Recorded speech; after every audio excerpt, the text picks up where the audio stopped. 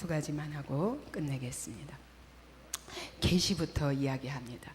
여러분, 제일 중요한 것은 이제 예수 그리스도의 기초 위에다가 철근을 세워야 되는데, 여러분, 이 철근을 세우는 데 있어서 제일 먼저 필요한 게 뭘까요? 말씀. 여러분, 진리는 창조주의 것이에요. 우리가 만들어내는 게 아닙니다. 창조주 하나님이 우리를 원래 어떻게 지으셨고, 우리를 어떻게 영광스럽게 쓰시려고 하나님이 지으실 때 목적이 있습니다. 그 목적을 발견해야, 그래야 우리가 어떻게 사는지 이거 세울 수 있어요. 그죠? 그래서 이게 기초 위에 철근을 꽂을 때 제일 먼저 필요한 게 하나님의 계시. 이 계시라는 게 뭐 아무개야, 동으로 가면 내가 성공할 것이다, 미국으로 갈 것인가 말 것인가, 뭐 중국으로 갈 것인가, 사업을 할 것인가 말 것인가, 이런 문제가 아니에요. 그게 아니라 인생의 목적이 무엇이냐, 인생을 향한 하나님의 놀라운 영광스러운 계획이 무엇인지, 나를 향한 하나님의 영광스러운 계획이 무엇인지, 그걸 바로 이해하는, 그래야 내가 누구인지 알 수 있어요. 응? 내가 얼마나 영광스러운 존재인지, 하나님이 얼마나 기대하시는지. 여러분, 자녀들을 향해서 부모가 얼마나 내가 사랑하는지 알아? 내가 아버지가 다 너한테 다 투자할게, 너 이렇게 멋있게 해봐, 내가 다 대줄게, 다 도와줄게, 구해, 내가 다 너한테 뭐가 필요해? 필요한 걸 다 해줄게. 이래도 자녀가 아버지 말을 듣기 싫고, 그리고 자기 멋대로 하면 도저히 이거 누릴 수 없어요. 그죠? 아버지의 그 모든 말을 진심으로 받아들이고 사랑으로 받아들이고 하기 전에는 정말 아버지가 가지고 모든 걸 투자해 주려고 하는데, 내 일평생을 걸려서 이게 쌓아놓은 것들을 자녀를 위해서 다 투자하려고 해도 이거를, 이 유산을 못 받을 수 있다고요. 내가 아버지를 안 믿고 아버지의 말을 불신하면, 그죠? 마찬가지로 하나님께서 우리를 얼마나 사랑하시고 우리를 얼마나 영광스럽게 계획하셨는데, 그것을 믿지 못하고 알지 못하는, 안 받아들이기 때문에 하나님이 이렇게 아무리 아름다운 계획을 세우시고 뭘 주시려고 보따리를 이만큼, 보따리 정도가 아니야, 아예 하늘을 그냥 딱 쏟아서 부어서 우리에게 주시려고. 그게 천국이라는 말이에요. 그게 하나님 나라라는 말이에요. 그게 하나님 나라의 상속자라는 얘기예요. 하늘의 모든 것이 다 네 것이다 라고 말씀하시는 거예요. 근데 이 하늘이 얼마나 영광스럽고 얼마나 큰 것인지를 모르니까 맨날 이 땅의 문제 가지고, 이 땅의 문제, 사람 사이에 맨날 경쟁과 시기와 질투와 이런 것들로 하지 말라는 거예요. 이 풍성한 하늘의 그 하나님이 약속하신 그 놀라운 것들을 기대하라는 거예요. 이거 받으라는 거예요. 이거 누리라는 거예요. 예. 그래서 이걸 먼저 이해해야 되거든요. 그래서 제일 먼저 필요한 것이 하나님의 말씀을 바로 이해하는 거예요. 하나님의 말씀을 정말 이해한 거예요. 이제 아버지를 딱 만나게 된 거예요. 아버지의 그 마음을 알게 되었어요. 나를 향한 놀라운 사랑을, 이제 시작이지만 아버지를 신뢰하게 된 거예요. 하나님이 얼마나 놀라운 선물을 가지고 내게 그 놀라운 축복을 하시고 나를 향해서 다 그저 값없이 받으신다는 그 사실 한 가지를 저렇게 확실히 안 것으로 인해서 사람이 획가닥 바뀌어버린 거예요. 여러분, 이렇게 하나님의 말씀이 중요합니다. 하나님의 말씀을 바로 이해해야 하나님을 바로 알 수가 있습니다. 근데 여기서 이 안다는 말은 성경을 안다, 내가 예수님을 안다, 내가 하나님을 안다, 하나님의 영광스러운 계획을 안다, 이런 것들이, 그 안다는 게 지식의 문제가 아니에요. 그 이상의 문제예요. 성경에서 말하는 그 안다는 것은 여러분, 이해할 뿐만 아니라 확신할 뿐만 아니라 사귐을 말해요. 사귐. 근데 어떤 사귐이냐면 부부가 한 몸이 되는 것과 같은 그런 사귐이에요. 하나님과 내가 그냥 딱 한 몸이 되어버리는 그런 사귐. 그래서 누구도 몰라요. 부부관계는 누구도 몰라요. 그것처럼 하나님과 나와의 만남은 누구도 알 수가 없어요. 바로 옆에 있는 사람이라도 자녀에게도 가르쳐주고 싶어도 이 자녀도 알 수가 없어요. 아무리 얘기해도 알 수 없어요. 그거는 그분과 나와의 만남 속에서만 알 수 있어요. 이게 성경에서 말하는 안다는 얘기예요. 그러니까 여러분, 하나님의 말씀을 안다는 것이, 우리가 얼마나 많은 사람들이 이제까지 오랜 동안 교회 안에서 신앙생활 하면서 하나님의 말씀 들으면서, 그러면서도 여러분, 하나님 아버지가 나를 위해서 예비하신 이 놀라운 축복과 하나님이 예비하신 그 영광스러운 계획들이 무엇인지를 정말 알고 그 사랑을 안다면요, 더 얼굴이 환해야 되죠. 그저는 정말 그렇게 여태까지 아는 것만큼 안다면.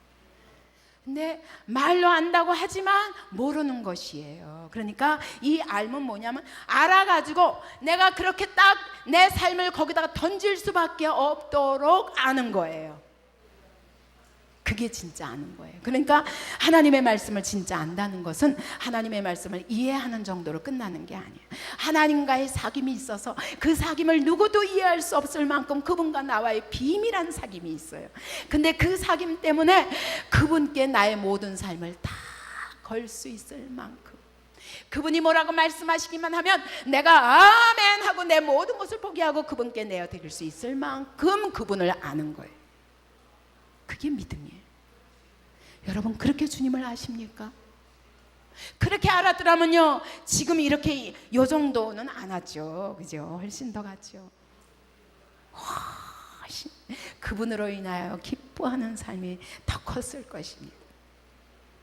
그래서 이런 알므로 하나님은 우리에게 그렇게 가까이 오고 싶어 하십니다. 너무 가까이 사랑하고 싶어 하십니다. 제발, 제가 우리 아들 그냥 방황할 때 엄마가 얼마나 사랑하는지 아무리 설명해도 안 해요. 이 가슴이 터질 것 같아요. 근데 우리 하나님 마음이 그렇더라고요. 그래서 제가 우리가 자녀들 때문에 애통하며 기도하게 하시는 것도 하나님이 내 모습 보게 하시려고 그러시는 거예요.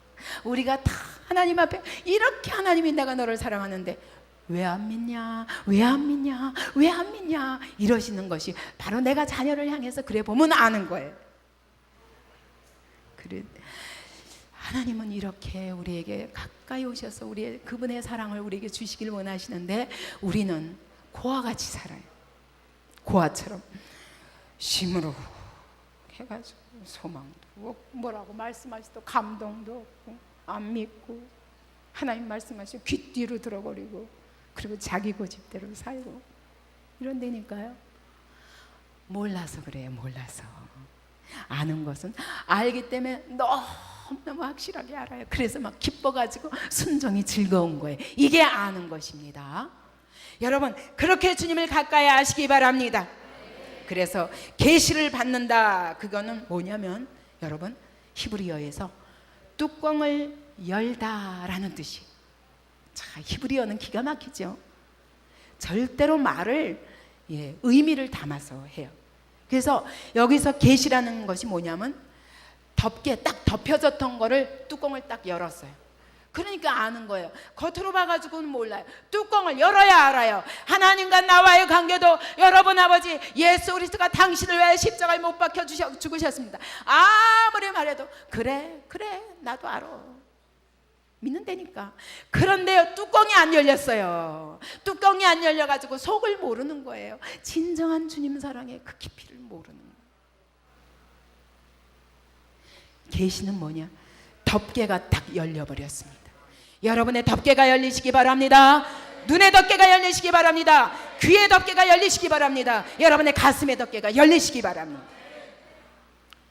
그래서 그분은 너 그 사랑을 알기 때문에 더 이상 설명이 필요 없어요. 그래서 예레미야서 31장에 보면 그랬어요. 이제 하나님이 새 마음을 부어주실 때, 그때는 어린아이부터 어른에 이르기까지 나를 알라 할 필요가 없다. 왜? 어린아이부터 어른이니까 다 나를 알기 때문에. 그것은 성령을 보내실 것을 말씀하신 거예요. 성령으로 말미암지 않고는 뚜껑이 안 열립니다. 그래서 성령 세례를 원하는 거예요. 그래서 성령 충만을 원하는 것입니다. 성령으로 말미암지 않고는 아무도 예수를 주시라 할 수 없느니라. 예수를 주시라 할 뿐만 아니라 성령으로 받지 아니하면 베드로처럼 시인했는데 또 부인하는 거예요. 그래서 이 계시는 성령으로 말미암은 계시입니다. 그래서 하나님 아버지와 나와의 사랑의 사귐이 회복될 때 어떤 환경이 와도 두렵지 않아요. 왜? 우리 주님이 나와 함께 하시니까. 부부관계가 탄탄하면요, 돈이 없어도 병들어도 문제가 아니에요. 어떤 어려움도 함께 이길 수 있습니다. 문제는 아무리 돈을 쌓아놓고 아무리 세상 영광을 갖고 있어도 마음이 하나 되지 않을 때 우리에게는 그것이 다 우리에게 행복이 될 수가 없는 것입니다. 그와 같이 우리는 주님과 이와 같은 주님을 정말 알므로 인해서 하나가 되고 나면 어떤 말씀을 하시든지 순종이 쉽습니다. 그리고 어떤 어려운 환경 속에서 거절을 당하지 않아요. 왜? 다른 사람이 다 버려도 우리 주님은 나를 안 버리시기 때문에. 아무리 어려운 환경이라 할지라도 나를 사랑하시는 이로 말미암아 넉넉히 이기느니라. 뭐 어려운 게 없어. 환난이나 핍박이나 기근이나 칼이나 적신이나 위험이나 그 무엇이라도 우리를 사랑하시는 이로 말미암아 넉넉히 이기느니라. 예, 이것이 아는 것입니다. 두 번째로 필요한 것이 회개입니다. 하나님은 죄를 미워하십니다. 죄를 깨끗이 처리하기 전에는 절대로 친밀한 관계가 회복될 수 없어요. 여러분, 남편이 아내를 버리고 끊임없이 다른 여자를 사랑하고 아내가 남편을 버리고 끊임없이 다른 남자한테 눈과 마음을 두고 이러면서 가까워질 수 있을까요? 없죠. 그래서 관계의 문제입니다. 주님과 나와의 문제는 관계의 문제입니다. 그러니까 내가 하나님을 전폭적으로 신뢰하고 오직 하나님이 나의 최고의 사랑이에요. 그래야 그게 사랑이지. 근데 뭔가 다른 게 껴있어. 그래서 그걸 우상이라고 그러는 거야. 하나님은 그래서 우상을 제일 싫어하시는 거예요. 하나님과 나와의 관계에 뭐가 딴 게 껴있어요. 꼭 하나님을 붙잡기 전에 돈이 먼저가.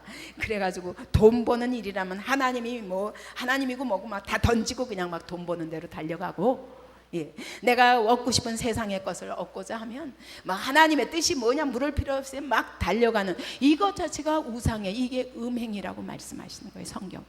그래서 구약에 보면은 우상 숭배를 가리켜 음행이라고 그래서 쫙 구약 전체가 음행에 대해서 얘기하는 거예요. 하나님은 우리를 끝까지 신부로 보시는 거예요. 그래서 우리에게 순결을 요구하시는 거예요. 오직 나만 사랑하라는 거예요. 왜? 주님은요, 우리 한 사람 한 사람을요, 오직 나 하나를 위해서 어떤 것도 안 바꾸시고 그 전심으로 나 하나를 사랑하시거든요. 안 바꾸세요. 비교 안 하세요. 누구하고도 안 바꿔. 오히려 누구하고 바꾸냐? 애굽을 갖다가 다 10가지 재앙을 내려버리셨어요. 구스와 스바와 다 내가 바꾸었다. 너하고 너 하나 나의 것 삼기 위해서 다 바꿨다. 그게 이사야서예요. 우리 한 사람 한 사람을 그렇게 사랑하십니다. 우리 주님이 저 애굽도 갔다가 다 그냥, 제가 지난번에 애굽에 가보니까 그때 수천 년 전에 하나님이 저주하신 애굽이 그 저주가 아직도 있더라니까. 제가 그 애굽 땅을 보고 놀랐어요. 야, 하나님 대단하신 하나님이구나. 그때 수천 년 전에 그 이스라엘 백성을 건져내시기 위해서 애굽을 저주하셨는데 그 저주가 아직도 있더라고. 그 도시는요, 생명의 도시가 아니에요. 죽음의 도시예요. 무덤이 더 화려해요. 사람 사는 집보다 무덤이 더 화려해요. 무덤에다 모든 것을 겁니다. 죽은 도시입니다. 애굽을 그렇게 저주해가면서 나를 건져내셨다고요. 구스와 스바 그 화려한 나라들을 다 팔아버리시고 나를 사셨다.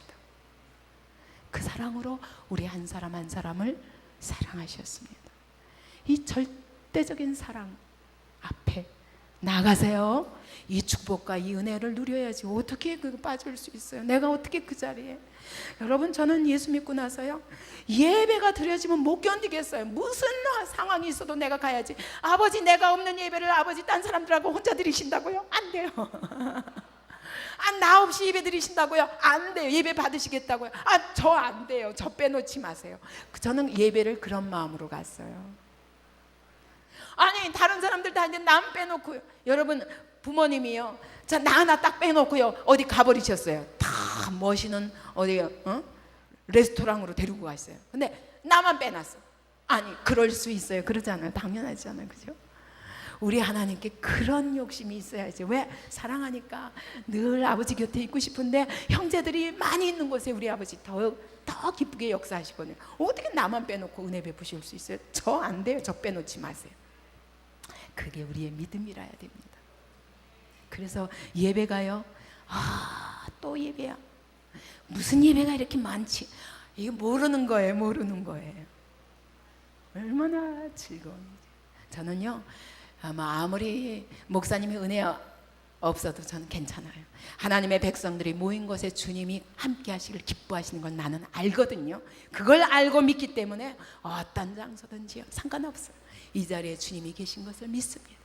그분의 설교가 어떻든 상관없어요. 나는 그냥 십자가만 봐도 감사고, 이게 예수의 이름으로 모인 성도들만 봐도, 이 자리에 두세 사람이 내 이름으로 모인 그곳에 나도 그들 중에 있으리라 약속하신 대로 이 자리에 주님이 계신 것을 믿기 때문에 그분 때문에 기뻐하는, 그게 예배예요. 여러분, 우리 하나님은 죄를 미워하십니다. 하나님 외에 딴 거 사랑하고 딴 걸 의지하는 것을 제일 미워하십니다. 이 회개라는 건요, 예, 잘못했어요. 아버지 잘못했어요. 애들 그렇죠? 막 매 때리면 엄마 잘못했어. 다시는 안 그럴게. 그러고서 못 끌어안고, 네, 그래 다시는 그러지 마. 그러면 또 지 마음대로 해요.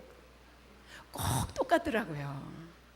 우리가 신앙생활도 그렇게 하는 거예요. 근데 진짜 회개란 뭐냐면, 한번 잘못했습니다. 그러면 다시는 그걸 뒤돌아보지도 않도록 삶의 방식 자체가 바뀌어야 됩니다.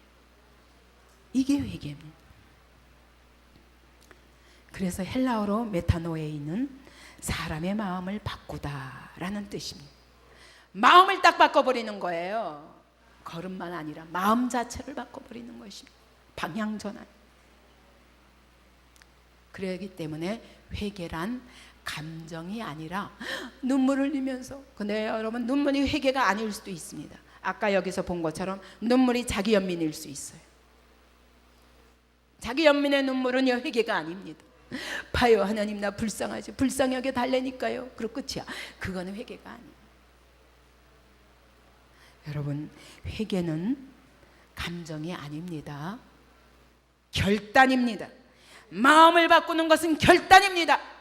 결단하시기 바랍니다. 이제는 아버지 더 이상 나 그렇게 안 살겠습니다. 내 마음대로 감정의 벽을 세우고 우리의 이지가 상해서 하나님의 말씀대로보다 내 생각대로 사람들의 기준에 따라서 다림줄을 따라 내 성격의 벽을 세우면서 끊임없이 그렇게 성전이 아니라, 주님이 거하실 성전이 아니라 내가 내 나름대로 내 감정의 벽을 쌓으면서 사는 삶은 더 이상 살지 말아야 돼요. 그렇게 안 살기로 결단해야 돼.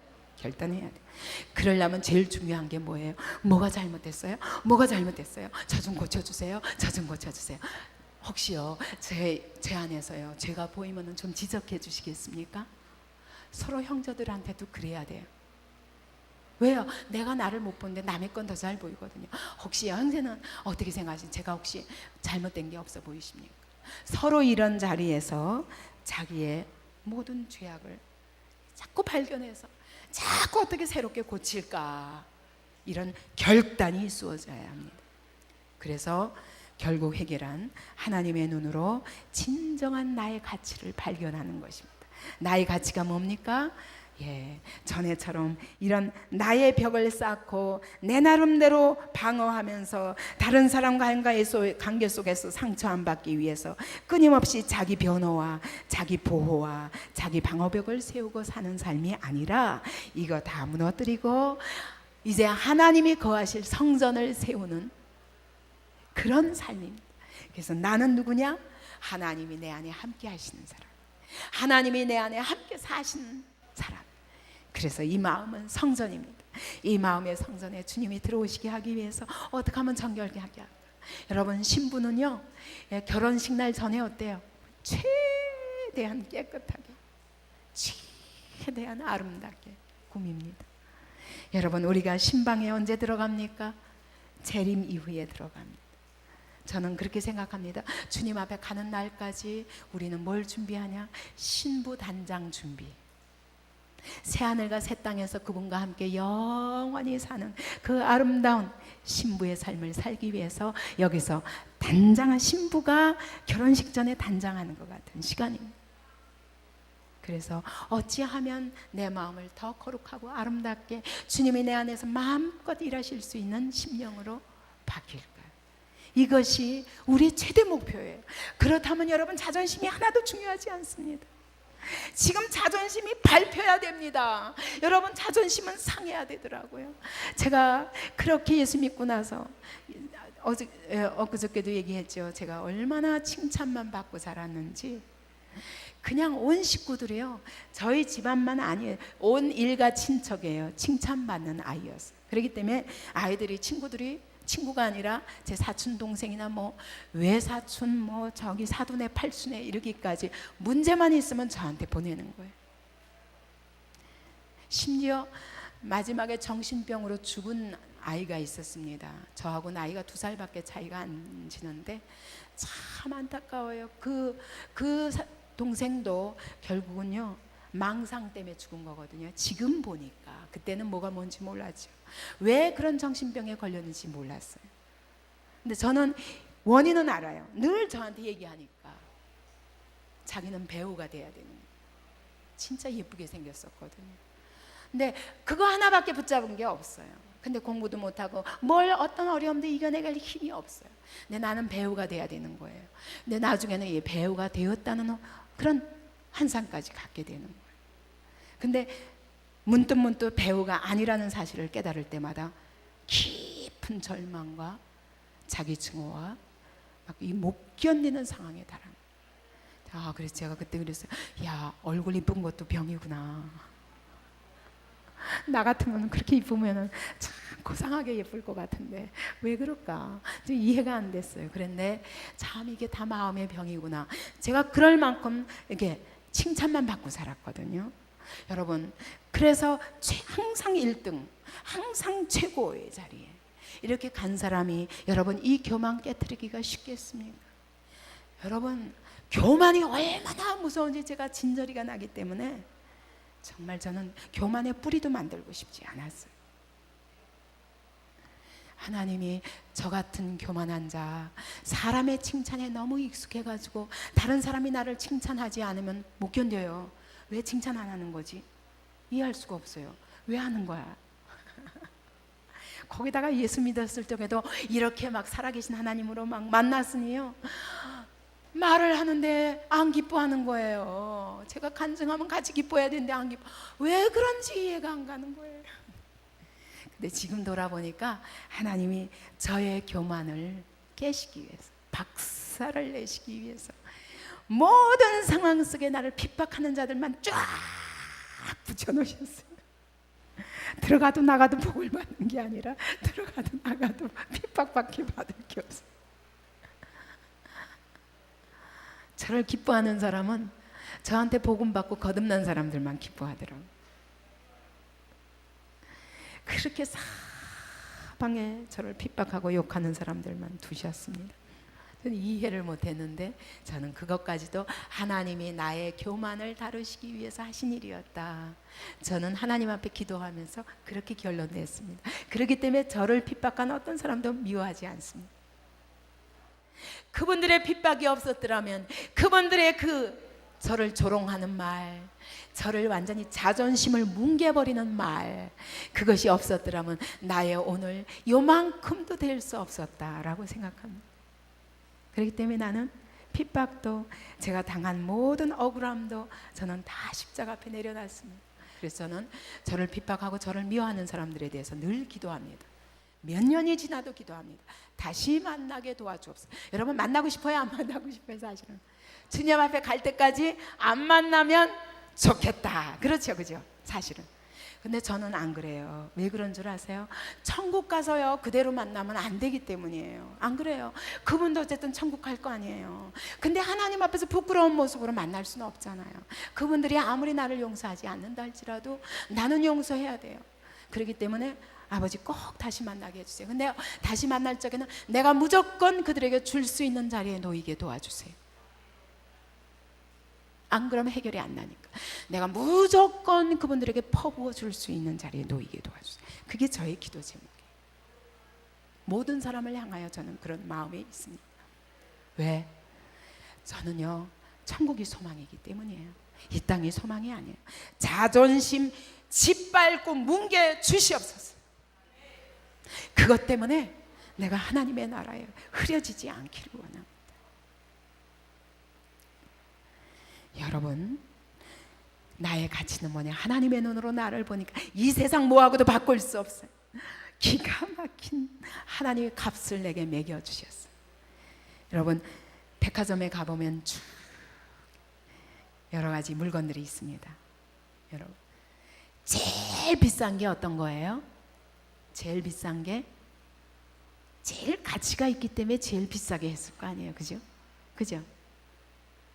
근데 하나님이 이 땅의 어떤 값어치하고도 비교할 수 없는 최고의 가치를 나에게 가격표를 딱 붙여주셨어. 이마에다 너는 내 자녀.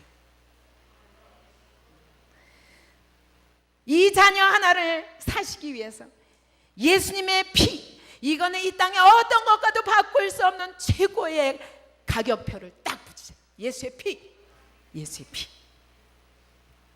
그 가격표가 내 이마에 붙어 있다고요. 제가 믿고 나서 가장 많이 듣는 소리가, 제가 교회마다 많이 다녀봤잖아요. 근데 저보고 그런 소리를 해요. 좀 딴 세상에 사는 사람 같아요. 그렇게 말해요. 그럼 저는 제일 사실은 기쁩니다. 아, 저 사람 눈에도 그게 보이는구나. 조금 이 땅을 초월해서 사는 것 같아요. 이게 조금 뭘 이렇게 승화된 것 같아요. 뭐 이런 소리를 잘 해요. 모든 문제에 대해서 초연할 수 있어요. 왜냐하면요, 나 이 가격표를 알거든. 난 이게 너무 귀해. 나는 하나님의 딸 된 것이 너무 귀해.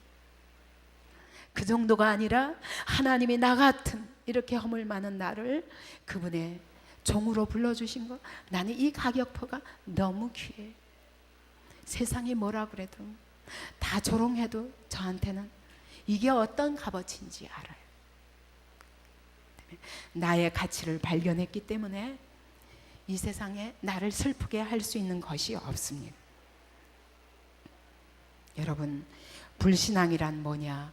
하나님의 이 가격표를 안 믿는 거예요.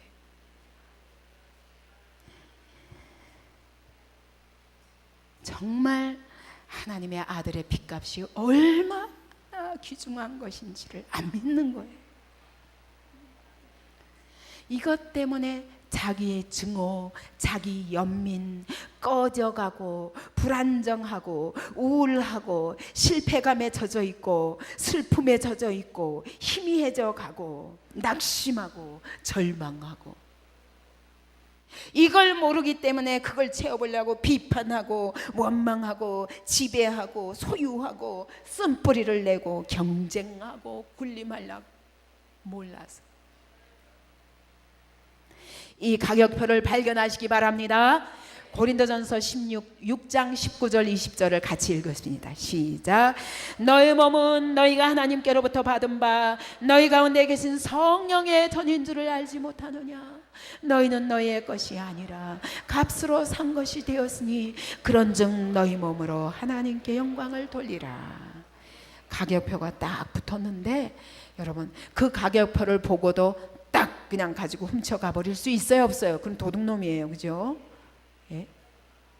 근데 이 가격표를 하나님이 딱 붙여주셨어요. 이런 값을 주고 내가 샀다. 주인은 누구다? 예수님이다. 내가 샀다. 왜? 하나님께 영광 돌리는 귀한 주님의 자녀로 쓰시기 위해서 내가 너를 내 것이다, 너는 내 것이다 붙였다. 그러므로 너희 몸으로 하나님께 영광을 돌려라. 여러분, 이 존귀한 가치를 내 안에서 발견하시기 바랍니다. 여러분, 그러려면 겸손해야 됩니다. 왜냐하면 하나님은 교만한 자를 대적하시되 겸손한 자들에게는 은혜를 베푸신다고 베드로전서 5장 5절이 말씀하십니다.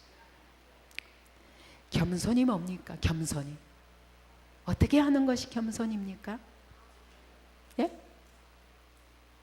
더 크게. 고집이 없는 거. 예. 또 고집이 없는 거만. 자기를 낮추는 거. 사실은 낮추는 게 아니라 있는 그대로 표현하면 낮은 거예요. 사실 여러분, 있는 그대로 아무 꾸밈 없이 나를 내놓으면요, 진짜 바닥 인생이에요. 이걸 꾸며서 그렇지.